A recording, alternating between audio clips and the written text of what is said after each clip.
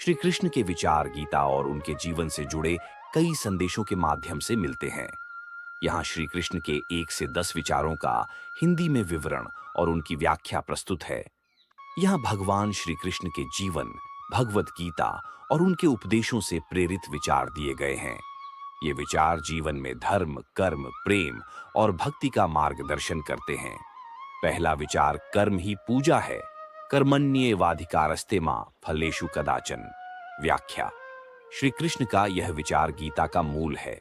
इसका अर्थ है कि मनुष्य को केवल अपने कर्म पर ध्यान देना चाहिए, उसके परिणाम पर नहीं।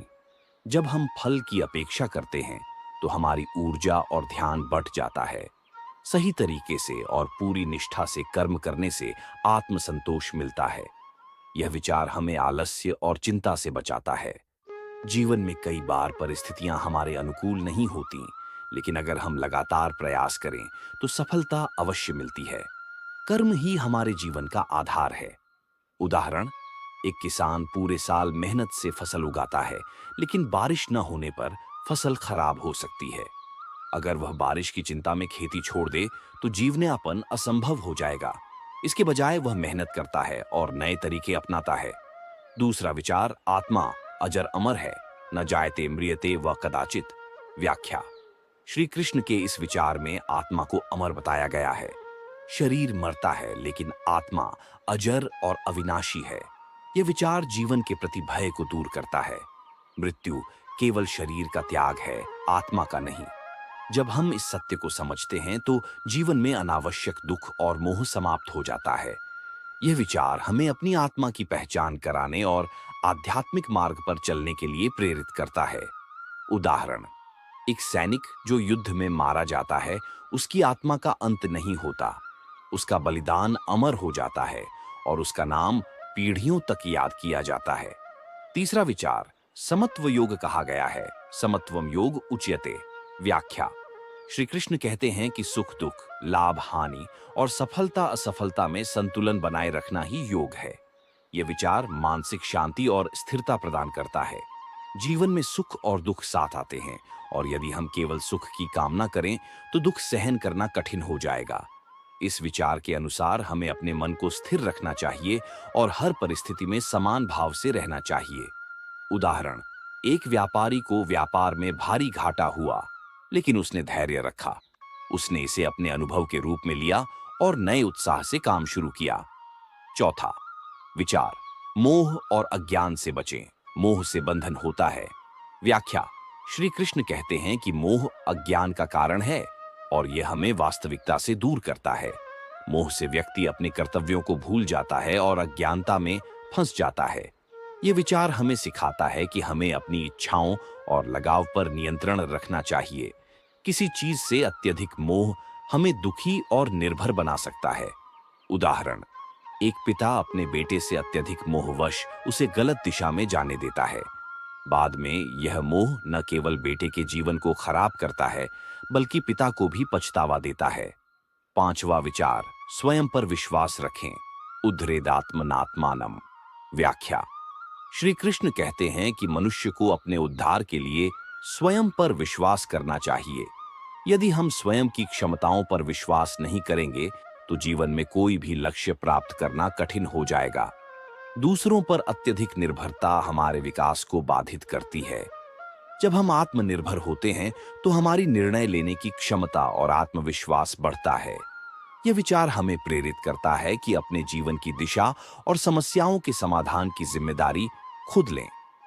उदाहरण, एक छात्र जिसने बार बार परीक्षा में असफलता पाई, उसने दूसरों की मदद पर निर्भर रहना छोड़ दिया। उसने मेहनत से पढ़ाई की और अपनी क्षमताओं पर विश्वास किया। अगली बार उसने परीक्षा में अच्छे अंक प्राप्त किए। छठा विचार ईश्वर हर जगह है, ईश्वर सर्वत्र है। व्याख्या। श्री कृष्ण ने कहा कि भगवान हर जगह और हर जीव में मौजूद हैं। यह विचार सिखाता है कि हमें सभी प्राणियों के प्रति समानता और आदर का भाव रखना चाहिए।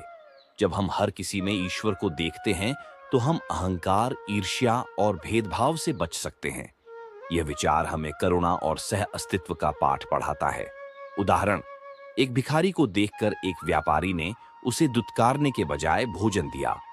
उसने सोचा कि भगवान उस भिखारी के रूप में उसकी परीक्षा ले रहे हैं। 7वां विचार क्रोध विनाश का कारण है। क्रोधात् भवति सम्मोह। व्याख्या। श्री कृष्ण कहते हैं कि क्रोध हमारे विवेक और धैर्य को नष्ट कर देता है। जब हम क्रोध करते हैं तो हमारा मानसिक संतुलन बिगड़ता है और हम गलत निर्णय लेते हैं। क्रोध से भ्रम उत्पन्न होता है और यह भ्रम विनाश का कारण बनता है। इस विचार के माध्यम से हमें सिखाया गया है कि हमें क्रोध पर नियंत्रण रखना चाहिए और हर परिस्थिति को शांति और धैर्य के साथ संभालना चाहिए। उदाहरण, एक राजा ने क्रोध में आकर अपने मंत्री को सजा दे दी। बाद में उसे एहसास हुआ कि मंत्री निर्दोष था।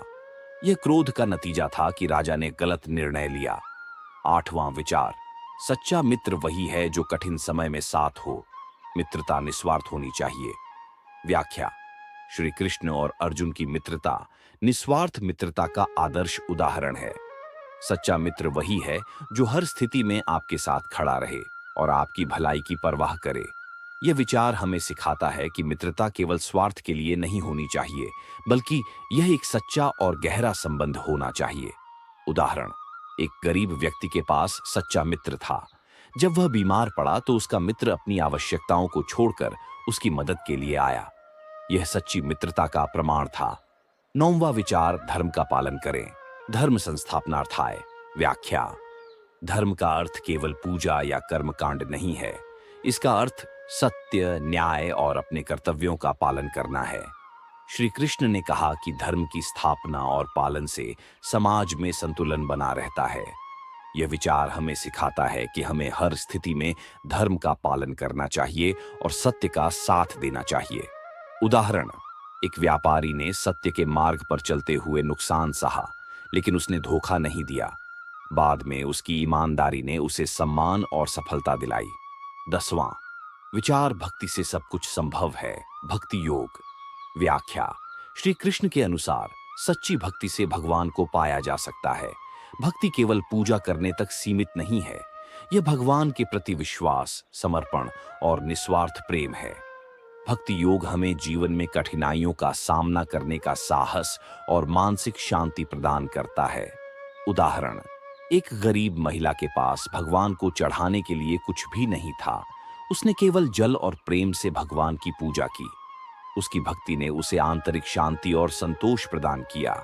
ये विचार जीवन को सकारात्मक दिशा में ले जाते हैं और आध्यात्मिक संतुलन बनाने में मदद करते हैं।